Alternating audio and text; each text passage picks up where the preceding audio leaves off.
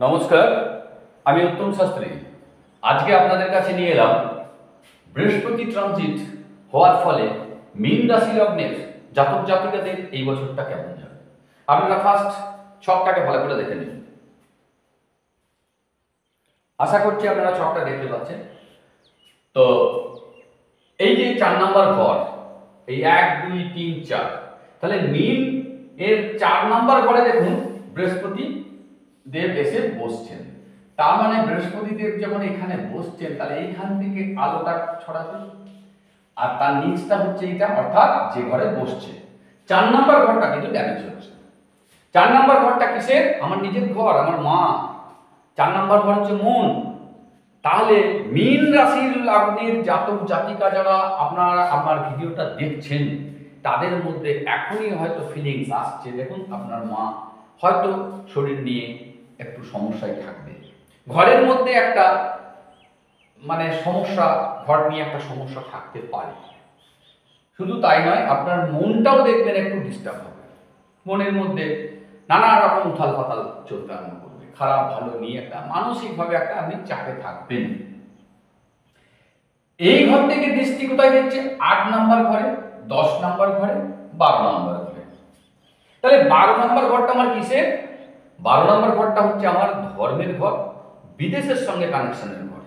আপনার একটা বিদেশের সঙ্গে যোগাযোগ হতে পারে, আপনি ধর্মস্থান বা তীর্থস্থানে তীর্থ ভ্রমণ করতে যেতে পারেন। শুধু যেতে পারেন না, আপনি যাবেনও। দেখবেন এই বছরের মধ্যে আপনাকে অবশ্যই নিয়ে যাবে সেখানে, ধর্মকর্মের প্রতি আপনার মনটা বাড়বে।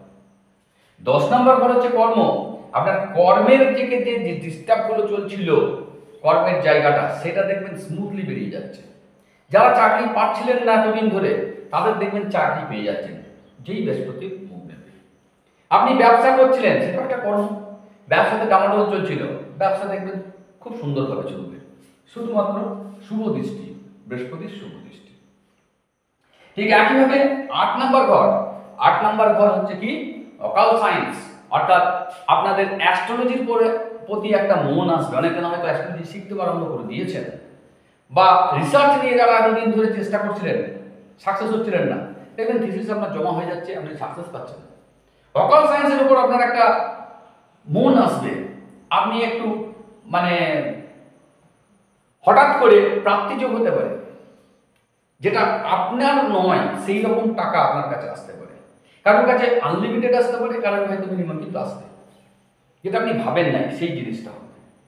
তো যাই হোক, তাহলে মীন রাশি লগ্নের আমি দেখলাম শুধুমাত্র মন মেজাজটা একটু ডিস্টার্ব, মায়ের শরীরটা একটু ডিস্টার্ব হতে পারে। তার জন্য প্রতিকার হচ্ছে, সব এতেই বলেছি আমি, ওম গুরুবে নমঃ মন্ত্রটি জপ করুন। যাদের গুরু মন্ত্র নেওয়া আছে অবশ্যই সকাল সন্ধ্যা জপ করুন, সব সমস্যার সমাধান হয়ে যাবে। এখানে গুরুদেব আসছে, ভালো লোক, খারাপ করবেন না আপনার। তাহলে আপনার কেন খারাপটা হচ্ছে? আপনার প্রারব্ধ, যে কর্মগুলো কিছু করেছিলেন, বা গুরুদেবদের প্রতি বা আপনার বয়স্ক লোকদের প্রতি কোনো আপনার ব্যবহার খারাপ হয়েছে কোনোদিন, কোনো কারণবশত অকারণবশত, তার রেজাল্টের পরে এই জিনিসটা হতে পারে।